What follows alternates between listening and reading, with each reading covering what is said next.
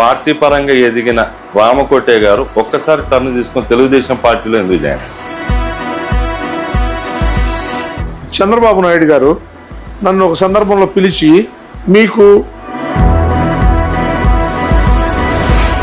భారతీయ జనతా పార్టీకి నేను నాకున్న అప్పటికున్న 25 సంవత్సరాల ప్రస్థానాన్ని, ఇప్పుడు మీరు చెప్తున్న దాన్ని బట్టి తెలుగుదేశం పార్టీలో అవమానాలు జరిగాయి కాబట్టి వ్యక్తిగతమైనటువంటి దూషణ భూషణ జరగడం జరిగింది. అది ఎంత దూషణ అంటే, బీజేపీలో బ్రాహ్మణుల పరిస్థితి ఏంటి? ఒక రకమైన బ్రాహ్మణ ద్వేషంతో నా సీటు ఇవ్వటం మానేసి రాజకీయంగా ఎదగడానికి అవకాశం ఉన్న ప్రజాప్రతినిధి ఇండైరెక్ట్ గానీ డైరెక్ట్ గానీ వైఎస్ఆర్సీపీని సమర్థిస్తున్నాం అనుకోవచ్చా? వైఎస్ఆర్సీపీ కాదు కానీ వచ్చే 3వ ప్రభుత్వం ఏదైతే ఉందో వాళ్ళకు ఓటు చేయడానికి ఆస్కారం ఉంది.